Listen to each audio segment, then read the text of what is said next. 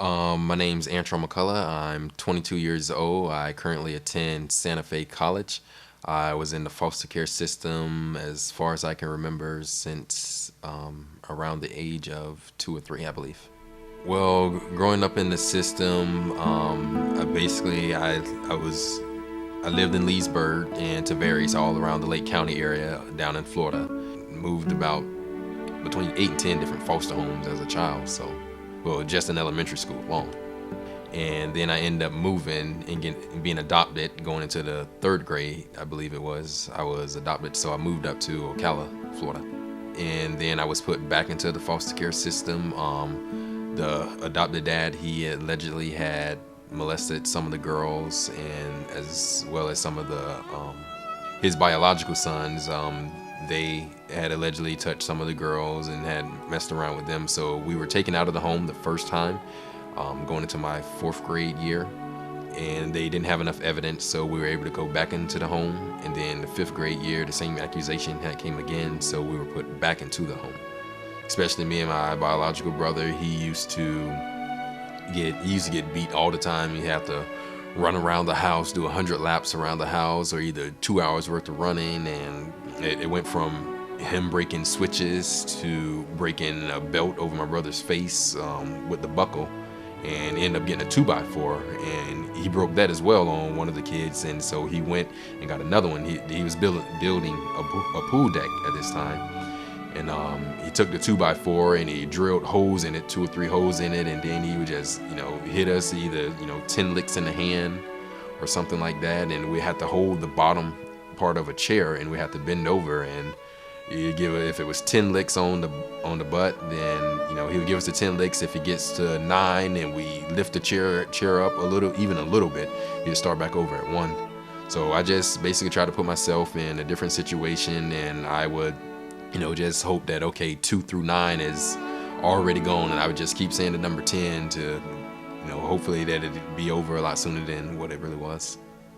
Other kids in the home, some of the other girls, they ended up finally admitting to being touched by the adopted dad as well as one of his sons, and a couple of the boys even mentioned that the adopted dad's other son had showed them his private parts and stuff like that, but I was never sexually abused. Oh, it impacted my life greatly. I mean, everywhere I go, because he was the pastor of a church. So everywhere I went, everybody, they was like, oh, you're one of those McCullough kids, because my last name got changed from Patrick to McCullough.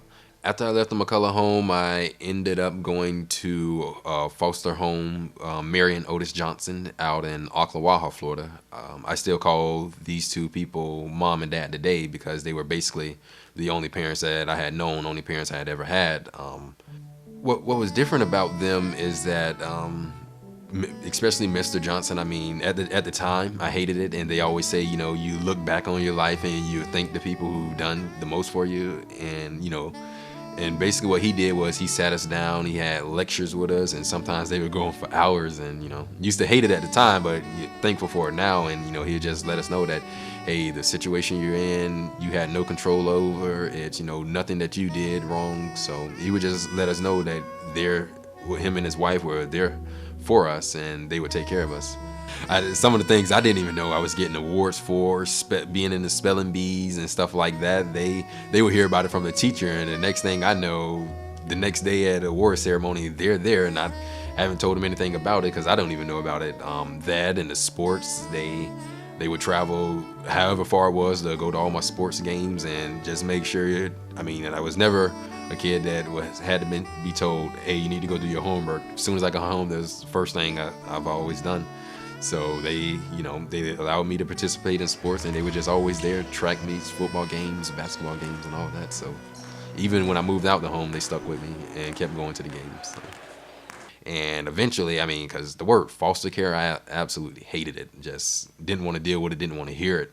And so, after my friends accepted it, they even told their parents, and their parents like, you know what are some things you want? And my main thing is, besides being loved, I just wanted normalcy. So they, instead of having to go through a lot of background checks and stuff like that, my house parents and the directors over the group home that I stayed in, they said, Antron keeps up with his grades. He's in school. He's, not being suspended, not being in trouble. So we'll allow him to go to their house. So the parents were even happy about that, to get involved and say, hey, you're coming to our house anytime you want, spend the night, spend the weekends and stuff. We'll cook and stuff like that for you, anything you want. So it became like I had added family onto that through friends. So, but one of the things I did say was, as my senior quote, I said that talents are given to be used, because, if you have those talents, basically, if you're just given a chance, to show that you're capable of doing something, then I believe, you have a just as right,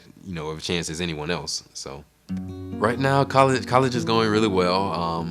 I got my Associate of Arts, my AA degree in political science. I always kind of like politics. I actually moved it from computer engineering. I was just like, that's a little bit too much. So I moved it to politics, because I believe, trying to help people, trying to make a difference is the most important thing that you can do for someone.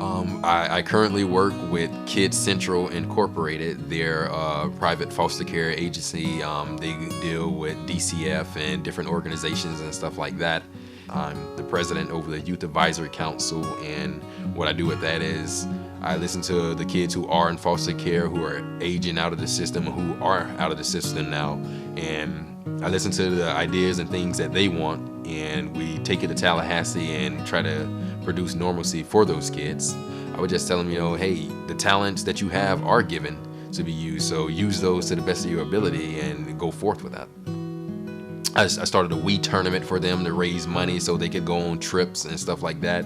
I started the first ever Thanksgiving dinner that they had, because a lot of foster kids don't have a home to go to, and they want that family feeling, and since they can't go to their biological, friends or family and stuff like that, and I started that, and both of those were a great success. And as well as I got recognized, I was one of the 100 outstanding Americans in foster care for the work that I had been doing for foster care in and out of the community. And that's posted on their website. It's www.fosterclub.org or .com. Either one of those websites you can go to and look it up. Currently right now I'm working on writing my book, writing an autobiography about myself, as well as a documentary or either a movie. Working on 2 movies, but the first movie is going to be either a movie or a documentary about my book. I'm working on that, as well as working to get a business started, but we trying to take one step at a time and just see where everything goes.